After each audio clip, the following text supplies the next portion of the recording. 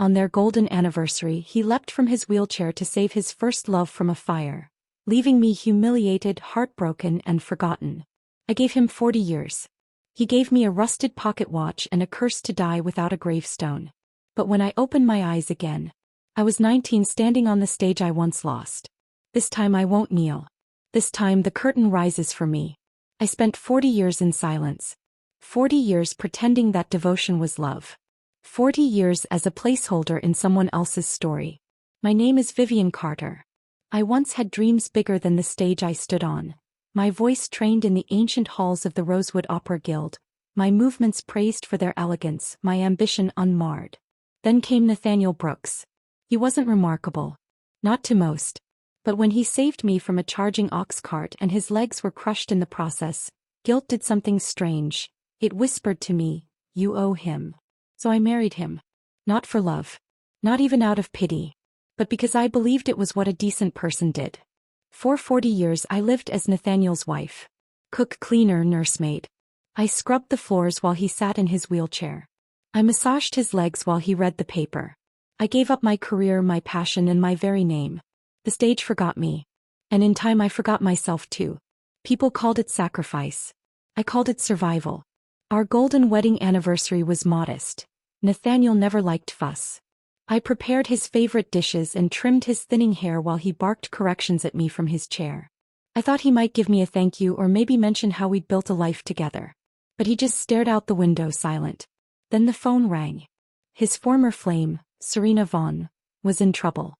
Her house had caught fire. Her maid was frantic on the other end, saying Serena was trapped inside. Before I could hang up, Nathaniel moved. He rose from the wheelchair. He stood. Steady. And then he ran. Out the door. Down the street. Not a stumble. Not a single limp. I was too stunned to follow. He died that night. Smoke inhalation, they said. A local reporter even called it tragically heroic. He'd rushed into Serena's burning home to carry her out himself. She was always his first love, the nurse murmured as I signed the release forms. I stood there in the hospital hallway holding the wheelchair that was now clearly just a stage prop. 2 days later I sat in a lawyer's office waiting for the will to be read. The room smelled of aging leather and cheap perfume. Nathaniel's face smiled down from a photo on the wall, framed in black ribbon. To my left sat our son Edward. To my right, Serena Vaughn, alive and unscathed, her lips painted in soft rose. The lawyer cleared his throat. To my beloved son Edward Brooks, I leave half of my estate, including the farmland and investment holdings. To Serena Vaughn, whose love shaped my youth and whose presence brightened my final days, I leave the remainder of my assets, including the house, savings, and personal belongings. To Vivian Carter. I leave the family pocket watch and a letter. I blinked. The lawyer slid a rusted timepiece across the desk. It was dull, its face cracked. Alongside it, a folded sheet of cream stationery. I opened it. Vivian, I have compensated you with a lifetime of companionship. Our family does not permit actresses to be buried in the ancestral hall. If you agree not to erect a gravestone in my name, you may keep the watch. That was it. No thank you. No acknowledgement. 40 years reduced to a trinket and a condition. I left the office, pocket watch clenched in my fist. My fingers shook. My knuckles burned white. I didn't cry. I went to the courthouse the next morning. I stood at the gates, demanding to contest the will. Passers-by stared. Some sneered. I saw Serena's car parked nearby. Our son Edward stepped out furious. "What the hell are you doing here?" he snapped, striding toward me. "I'm fighting for what's mine." "You've got some nerve," he hissed. "If it weren't for Dad and Aunt Serena, you'd still be in that rundown shack you came from. And now you want what? Compensation." I stepped back, heart pounding. He shoved me. "You think you deserve anything? Dad never even married you legally. He took you in out of guilt, and you bled him dry. You should be grateful he left you anything at all." I stumbled to the pavement. The pocket watch clattered beside me. The crowd gathered. Whispers began. "Don't show your face again," Edward said coldly, "or I'll send you back to die alone in the countryside." My chest tightened. It wasn't just anger or shame, it was something else. Like an iron fist crushing my ribs. I gasped. And then the world went dark. I expected silence. But I heard music. The soft lilt of a bamboo flute. The echo of drums. The warm chatter of girls rehearsing lines. The sharp clack of wooden sandals on stage planks. I opened my eyes. The ceiling above me was wooden. Thin paper panels filtered morning sunlight through lattice frames. A gentle breeze stirred the incense burning in the corner. I turned my head and gasped. There on the wall, a calendar. 40 years ago. It was casting day at the Rosewood Opera Guild. I sat up. My body was smooth. No arthritis. No burn scars. My reflection in the glass cabinet showed a face I hadn't seen in decades. I was back. Back before the betrayal. Back before the marriage. Back before the accident. Fate had handed me a second act. And this time I would rewrite the script. You're finally awake. Nathaniel Brooks stood in the doorway, arms folded across his chest, eyes sharp with barely restrained irritation. Gone was the frail old man I'd cared for like a child. This version of Nathaniel was all too familiar. 20-something, proud, bitter. The man he had always been behind the disguise. He tossed a dented iron lunchbox at my feet. It hit the floor with a metallic clatter, dumplings rolling out of its corners. Are you trying to curse me? He snapped. Today's vegetarian fasting day. You brought pork dumplings? If I don't get selected for a role, it'll be because of your bad luck. I didn't flinch. Not this time. Back in my first life, I would have rushed to apologize, cleaned it up, cried silently in the corner, and later begged him not to blame me in front of the others. No. I calmly leaned down, picked up the box and placed it neatly on the bench beside me. He stepped closer, voice rising. You keep saying you'll take responsibility for me after the accident, but your real colors are already showing. You think you can just play the good girl and slack off? If I don't lay down rules now, how will you behave after we're married? Married? I turned toward him slowly. With a practiced calmness, I said, Who said I was going to marry you? The entire rehearsal room fell silent. Nathaniel's expression froze. His lips parted slightly, caught mid-word, like his brain couldn't comprehend what he just heard. What do you mean? He stammered. You promised. After I saved you, you said. I said I'd be responsible. I didn't say I'd surrender my life. I cut in coldly. There's no law that says a person has to marry someone out of guilt. His face twisted. So you're backing out now? Going to the troop leader to play victim? See how that works when I tell everyone what you really are. I stared at him, this man who had once held my life in his hands. I knew what was coming. In my past life, Nathaniel had pushed me into guilt marriage by claiming his sacrifice crippled his future. And I, like a fool, had believed him. I had thought marrying him would give him something to live for. All I really gave him was a maid, a nurse, a scapegoat. Not again. I stepped forward. My hand moved before my thoughts could catch up. A clean, echoing slap across his cheek. Gasps erupted from the hallway. Nathaniel Brooks, I said, eyes locked on his stunned face. The ox cart didn't crush your pride. You did that yourself. I'm not some worthless substitute you can guilt-trip into servitude. Marrying you would have been the greatest disgrace of my life. He stared at me like I'd spoken in tongues. His jaw trembled, half from rage, half from disbelief.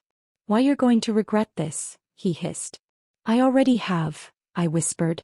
And with that I turned and walked out, head high, iron lunchbox in hand. When I got home, I found my father sitting on our creaky bench beneath the wisteria vine, flipping through his lesson plans with his reading glasses low on his nose. He looked up as I entered. Vivian. His smile turned to concern. Is Nathaniel all right? I set the lunchbox on the table and shook my head. He's fine, I said. But I'm done pretending. Before he could respond, the door flew open. Nathaniel barged in, his eyes red, his voice a carefully constructed tremble. Mr. Carter. I don't know what happened. One moment she promised to care for me, the next she slapped me in front of everyone. My father frowned, standing. Is this true, Vivian? I slapped him, yes, I said firmly. Because he tried to shame me into marriage like it was payment for saving my life. Nathaniel turned to my father, desperate now. Sir, you heard her say she'd be responsible for me. I don't want money. I just want a chance to build a life with her. To love her. I've got nothing else. My legs are useless. If she abandons me, I won't survive. My father stood very still, jaw clenched. The room felt heavy. "I'm sorry you're struggling," he said slowly. "But my daughter is still young. She's not obligated to chain herself to that struggle out of pity." Nathaniel's smile faltered. "So you think I'm not good enough?" "No," my father said calmly. "I think you're not honest enough." Later that evening, our neighbor Mrs. Quinn came by, a bundle of gossip wrapped in a shawl. "Mr. Carter," she whispered outside the gate, words spreading. "They say your daughter's dishonoring her engagement. Nathaniel's a cripple. He needs care. Can't she give up the stage for a quiet life?" I stepped into the doorway. "Tell them," I said, "if a cripple needs a nurse, he should go to a hospital. Not ask a woman to throw her life away." Her mouth opened, then shut. She walked off without another word.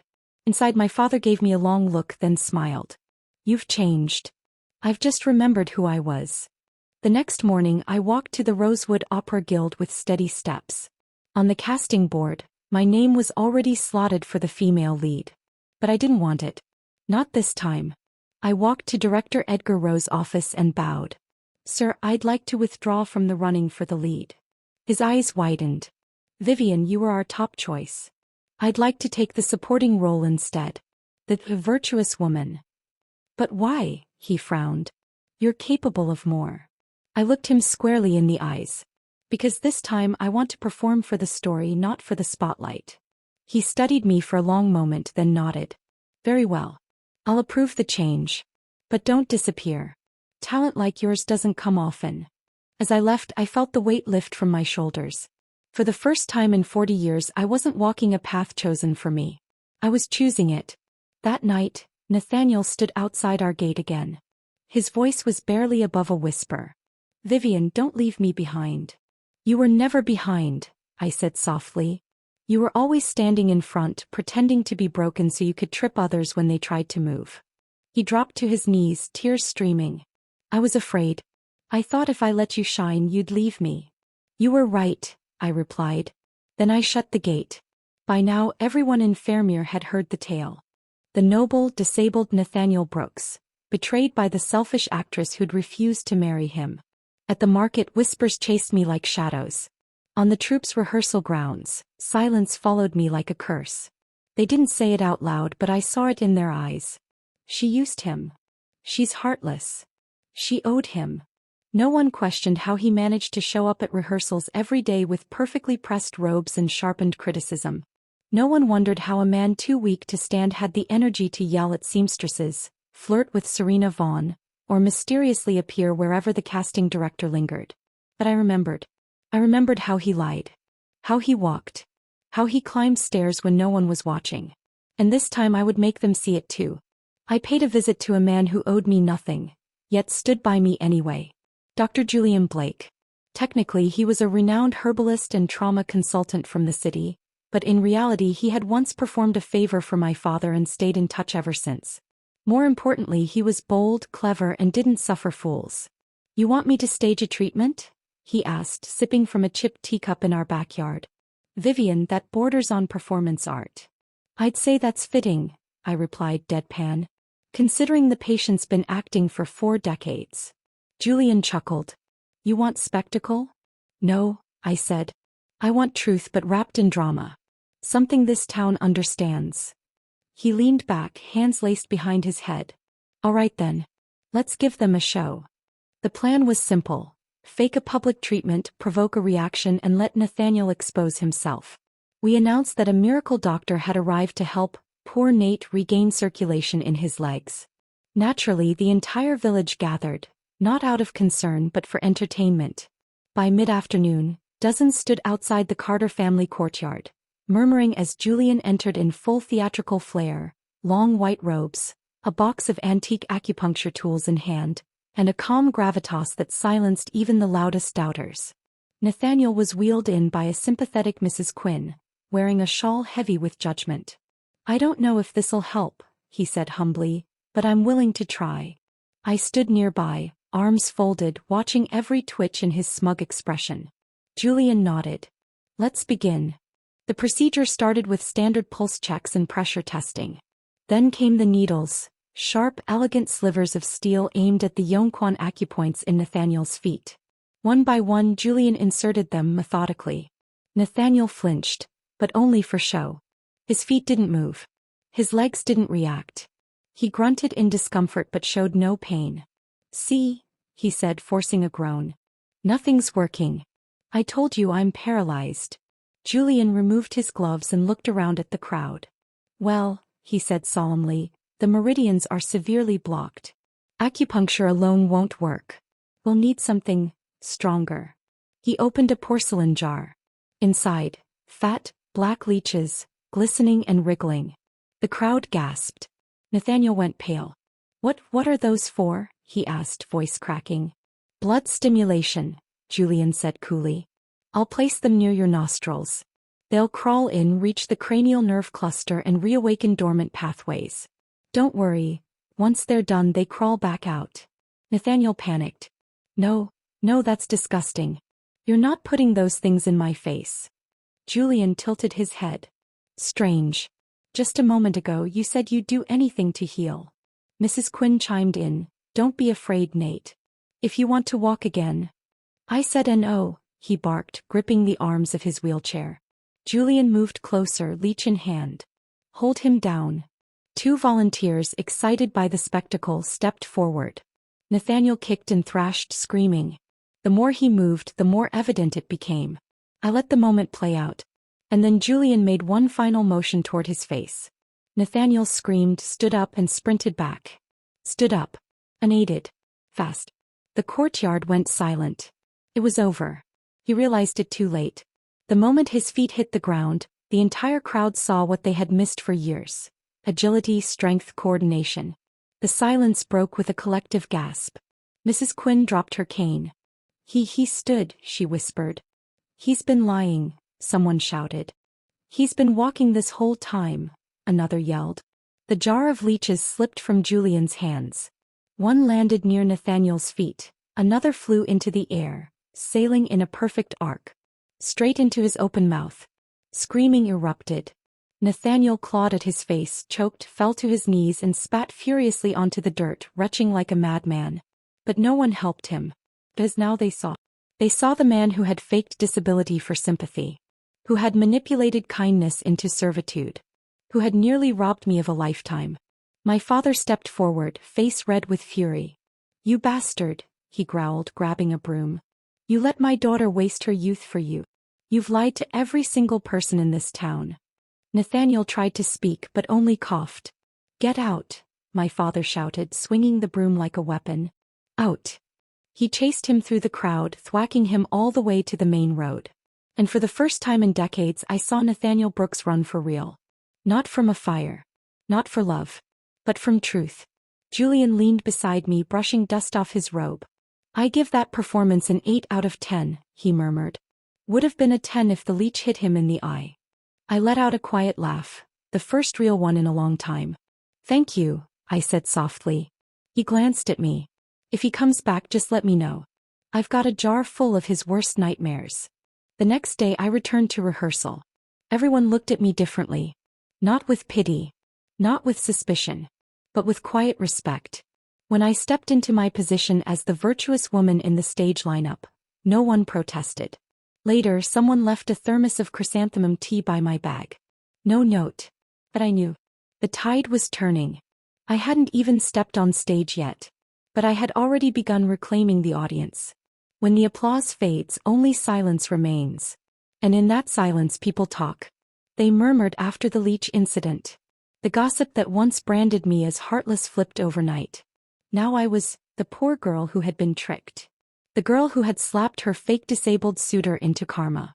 I didn't care much for the pity, but I welcomed the clarity. It wasn't long before Serena Vaughn came back to shatter it. The rehearsal room was buzzing with chatter when she returned. Hair pinned like a royal crown, lips painted like war, her smile a perfectly balanced lie. "Darling Vivian," she cooed, sweeping into the troupe hall like she owned the air we breathed. "I heard about your little performance in the courtyard. What a creative way to expose your ex." She walked up to me with her usual false grace. "Shame you didn't keep the spotlight where it belongs, on stage." "I've been off the stage for 40 years, I replied calmly. But don't worry. I haven't forgotten how to hold it. Her eyes twitched. We'll see. The next day whispers returned like vipers. Vivian seduced Director Rowe to steal Serena's role. I heard she snuck into his room at night. Someone saw her crying outside his dormitory. The rumors came fast and stung deep. But this time I didn't wilt. As this time I had facts. And I had Julian Blake. That evening, just before casting decisions were to be finalized, Serena made her move. Inside the common room, with over a dozen troop members present, she stood and cleared her throat dramatically. I wasn't going to say anything, she began, the master of false humility, but I feel it's my duty to speak truth for the sake of our art. A certain performer has been, how do I put this, influencing Director Rowe behind closed doors. All eyes turned to me. I saw her enter his dorm, Serena said, hand clutching her chest. She was in there a long time. And when she came out, her eyes were red from crying. I raised an eyebrow. What an imaginative storyteller you are. Let's not pretend, Vivian, she hissed. Even if you delete your name from the lead role board, you're still scheming behind the curtains. Before I could speak, a calm, dry voice cut through the tension. She never went into the director's room, Julian Blake said, stepping forward. But you did. Serena's expression shattered for a second before she could reassemble it. Excuse me. My father keeps the dormitory log, Julian added, unfurling a small leather notebook. He's old-fashioned. Writes everything by hand. And I helped him organize the records this morning. He flipped to the relevant date. Here, he said. No entry for Vivian Carter. But there's one for Serena Vaughn. Twice. Gasps rippled through the room. Serena paled. That's a lie. I brought your father canned peaches. He saw her too. Funny, Julian said, smiling coldly. My father is diabetic. He wouldn't touch canned peaches if his life depended on it. And he doesn't lie for people he doesn't respect. She lunged toward him, trying to grab the notebook, but Julian held it out of reach. Then he turned to the room and raised his hand solemnly. I swear on my medical license and my life.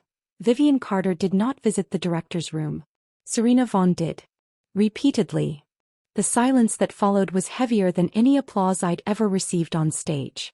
Director Edgar Rowe stepped out from the hallway. No one had noticed him before, but it was clear he had been standing there the whole time. His voice thundered. I will not tolerate deceit and slander in this troupe. Serena spun toward him. You're going to believe her over me? I believe evidence, he replied coldly. You are hereby stripped of the lead role. Effective immediately. He choked, face contorting. You can't do this. I can, he said. And I will. Serena screamed and stormed out, knocking over a costume rack on her way. I returned to rehearsal the next day with my head high. The cast list had been updated. My name was back, but not for the role Serena once held. Instead, I had been assigned as the villainous mother-in-law, a secondary role but one that carried weight, presence, and a spear. I smiled as I read the note scribbled next to my name in Director Rowe's handwriting. Emergency fill-in. Be ready. The stage that night was buzzing with energy. The audience had filled every seat of the Rosewood Opera House. Velvet curtains shimmered. Lanterns flickered. The scent of incense and paint filled the air. Just as the lead actress, newly recast, stepped backstage to stretch, she twisted her ankle on a stray stage rope. Panic erupted. We need a replacement, someone shouted. Director Rowe turned to me. Vivian, can you take the role? I looked at the script. The role was a spear-wielding warrior mother. Fierce, elegant, unforgiving. I nodded. Give me 5 minutes. The curtains parted. Smoke swirled. The music swelled. I stepped onto the stage in layered silks, spear in hand, my forehead marked with the traditional embroidered bloom of judgment. And when I locked eyes with the new lead, a still reeling Serena, humiliated and desperate, I smiled. Every movement I made was sharp, deliberate, and perfectly timed. I spun the spear like I was born with it. The weight was familiar, like holding my life in my hands. I cornered her character, raised the weapon, and delivered the line. This shameless daughter-in-law must be punished in the name of justice. The audience roared. In the original script, the scene ended there. But I took a step forward and added a flourish. A dramatic spear flick that knocked the ornamental phoenix coronet from Serena's head. Gasps echoed as her crown flew into the air and beads scattered. I caught one in my palm and smiled. Improvised? Absolutely. Aloud. Technically no. But no one cared. Because I had the audience in my hands again. And this time I wasn't giving them back. For a brief moment the theater was caught in stunned silence. The kind that trembles just before thunder. The phoenix coronet Serena wore rolled across the stage floor like a crown dislodged from a fallen monarch. The scattered beads shimmered under the spotlight and I, standing tall with the tail of my spear perfectly poised in my palm, didn't flinch. A child gasped in the third row. Then came a cry from the balcony. Do it again. Then another. That was amazing. The audience erupted. The line between story and reality had vanished, and they were living for it. I tilted my head ever so slightly, locking eyes with Serena, who stood breathless and bareheaded, her regal image fractured. The crowd didn't know that the confrontation wasn't in the script. That the spear flick had been mine. A calculated punctuation mark to a scene meant to end on a solemn exit. But what they saw was magic. And magic doesn't follow scripts. Serena staggered back half a step. For a moment I thought she might yield. But then something in her snapped. Her fingers twitched. Her eyes narrowed into a snarl. You want to play games? She muttered, barely audible. Fine.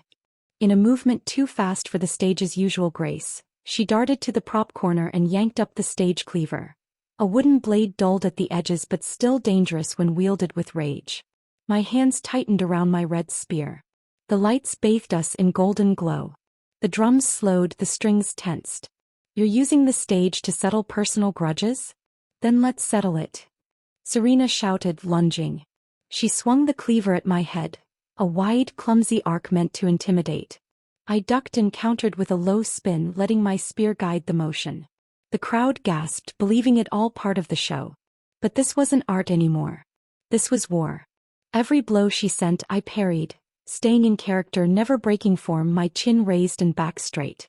I could see Director Rowe frantically waving from backstage, signaling us to stop. The lighting technician froze mid-scene transition. The stage manager whispered through the headset, "Is this real?" I heard none of it. Because for the first time in 40 years I wasn't just surviving a scene. I was commanding it. Why hasn't the villain died yet? Someone whispered in the crowd. Isn't this supposed to be a tragic scene? It's turning into a duel. Indeed it was. Serena lunged again and I sidestepped, twirling the spear before locking it against her elbow with a practiced snap. The impact tore her sleeve, revealing the bruises blooming underneath her makeup. Not ones I'd given but self-inflicted over days of obsessive rehearsals and frustration. She slipped, falling against a pillar, her breath ragged. I had the upper hand. I could have ended it there. Instead I raised the spear and declared in full booming voice, "In honor of your apology I shall let you live. This once." Pause. Then thunderous applause. Serena stumbled backward, cloak torn, fake lashes stuck to her cheekbones. She exited the stage with all the dignity of a queen dethroned, her heels catching on the curtain hem. I remained in the center, tall and unshaken as the final notes played. The spotlight lingered on me. The embroidered flower painted on my forehead hadn't shifted a millimeter. The audience rose. I bowed. Backstage, Director Rowe wasn't smiling. "Vivian Carter," he snapped, slamming his briefcase on the prop table. "Who gave you the right to improvise like that? Have you forgotten the first rule of the stage?" I straightened. "Sir, the show must go on." "That wasn't a show. That was chaos. You could have injured someone. You humiliated a fellow performer in front of an entire crowd." I didn't reply. Not immediately, as what he said was true. But it wasn't the whole truth. After a long pause I asked, "Did the audience believe it?" He stared at me, stunned into silence. "Did they," I said again, "believe the story?" He looked away. Then quietly, "More than anything we've shown them in years." Later that night I sat on the costume bench, unlacing my boots with trembling fingers. The adrenaline had faded and the aches returned, not from battle but from the weight of everything I had carried for decades. Serena had been escorted home in silence. No cheers. No pity. Just shame. A young stagehand approached me cautiously, holding a folded program in his hands. I know it's probably not the right time, he said, but would you sign this? I blinked. Sign. Your performance tonight, he paused, then smiled. It felt real. My hand trembled slightly as I took the pencil. It had been real. I signed my name for the first time in over 40 years. Vivian Carter. Not Mrs. Brooks. Not the widow. Not the supporting actress. Me. Thought it might be over. That after the spear, the applause, the standing ovation, Serena Vaughn would finally retreat to wherever discarded prima donnas go. But I had underestimated her need to be adored. And worse, her fear of being forgotten.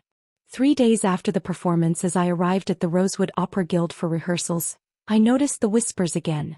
Not the kind that praised, but the kind that peeled skin off bones. She cried in his dorm again? Late-night visits? Why would Director Rowe favor her after everything? I stopped mid-step. It was happening again. Serena had launched her final arrow, a poisonous rumor so thinly veiled in lies it threatened to choke me with its stench. That afternoon, the entire troupe was summoned to the common hall. Director Rowe stood stiffly in the center, arms crossed, face unreadable. The air buzzed with anticipation. I have something to say, Serena announced, stepping forward in full regalia, her expression a perfect mask of poised agony. I hadn't planned to speak, she began, but rumors have a life of their own. And I can't, in good conscience, watch this troupe fall into scandal. She turned dramatically toward me. Vivian Carter, she said, voice trembling with false hurt, was seen entering Director Rowe's dormitory, alone. Late at night. Gasps. Murky glances. My jaw didn't clench. My fists didn't curl. I simply waited. Serena went on, adding sweet poison to her every word. Some say she stayed for hours. That she wept when she left. That she begged for the lead role back. Of course, she smiled thinly, I never judged. But it's only fair the truth comes out. Pause. Then she whispered, if our director has nothing to hide, he won't object to transparency. A low murmur of approval rippled through the room. That's enough. The voice came from the back. Julian Blake stepped forward, carrying the brown leather dorm logbook tucked under one arm. He moved slowly, deliberately, until he reached the center and addressed the entire troupe. I assist my father in maintaining the visitor records for all dorm rooms, he said evenly. He's meticulous. Hasn't missed a name in 20 years. Julian opened the book and read aloud, Vivian Carter. 0 entries. Serena Vaughn. 2 entries. Same day. 1 in the morning, 1 late at night. Serena stiffened. Impossible, she snapped. Your father's mistaken. I gave him peaches. Julian's eyes narrowed. My father is diabetic. He doesn't eat peaches. And he doesn't lie. A thick silence fell over the room. Serena turned to Director Rowe. This is a setup. You know what I mean. She went to your room that day. Director Rowe's face was pale with fury. I know exactly what you mean, and I know exactly what you're trying to do. He stepped forward. I've spent my career protecting this guild's reputation. You think I'd throw it away for favoritism? Or tolerate slander because you feel replaced? Serena's jaw trembled. Pack your things, he said quietly. You're done here. No, she screamed. You can't. After everything I gave this stage, you can't erase me like this. You did that yourself, he replied. 2 security guards entered from the side, nodding silently. As she was dragged out, Serena thrashed and screamed, her voice hoarse and wild. He called me a liar. A witch. A snake. But no one listened. Because when you throw mud and miss, it sticks to you. That evening, as the sun dipped behind the guild roof and washed the sky in gold, I walked home with a lightness I hadn't felt since my youth. My father had prepared a feast, simple, but made with the love of a man who knew his daughter had finally done what she was meant to do. Julian joined us, still in his work clothes, sleeves rolled, laughter easy. I lifted my glass and looked between them. To surviving the stage, the slander, and Serena. We toasted. My father's eyes shimmered with pride. You always did shine, he said, voice thick. Even when you couldn't see it. Julian smiled and added, they may have crowned her the white rose, but you were always the one with roots. Later, as I walked Julian out, he turned toward me, moonlight catching the edge of his smile. You owe me a meal now. I raised an eyebrow. That wasn't a meal just now? That was dinner with your father. I meant, just you and me. I laughed. Careful, Dr. Blake. That might start more rumors. He grinned. Let them talk. You'll parry them with a spear if they go too far, right? Always. I had barely begun rebuilding my life when he returned. Not limping. Not in a wheelchair. Not disguised.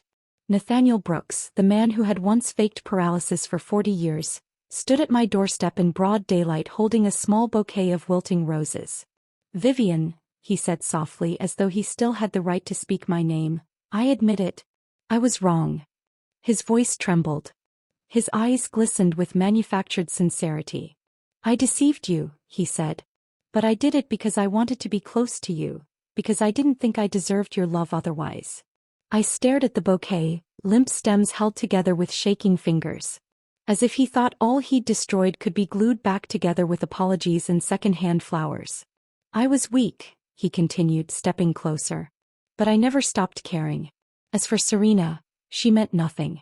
It was always you, Vivian. I knocked the bouquet from his hand. It landed on the ground with a soft thud, petals scattering across the threshold. Did that leech eat your brain? I said coldly. He blinked. You're standing here perfectly fine and you expect me to believe you spent decades in a wheelchair out of what? Poetic longing. His lips parted. I thought if you saw how broken I was, you wouldn't leave. I didn't leave, I said, voice steady. I stayed and suffered, while you played cripple and hero depending on who was watching. He flinched. Then, as though panicking that the act wasn't working, he dropped to his knees. I was wrong, he shouted. Please give me another chance. I'll change. I'll prove it. I laughed. You already proved something, I said. That you're a liar. And a coward. And worst of all. I stepped forward, looking him directly in the eye. A fraud who tried to kill me. His face went pale. You think I didn't know? I said. You think I forgot the day of the ox cart? That it conveniently lost control the moment I passed that alley? He shook his head violently. That wasn't. You arranged it. Paid the handler to release it. You timed it perfectly. And when you realized it came too close, you jumped in to save me, thinking you'd look like a hero. His mouth opened but no sound came. You didn't expect to get hurt. You just wanted to own me. Tears filled his eyes. I only wanted you to stay, he whispered. I stepped back. And I'm finally free. Behind me I whistled sharply. Two shadows lunged forward. Wong Kai and Lu, the retired military dogs Julian had gifted me just days earlier. They shot across the yard, muscles rippling beneath jet-black fur, teeth bared. Vivian! Nathaniel screamed. Vivian, no. I crossed my arms and said nothing.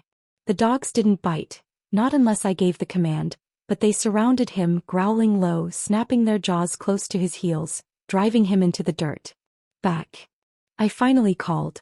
They froze instantly, heads low, tails stiff. Nathaniel was curled on the ground, sobbing and shaking. I turned and walked into the house without looking back.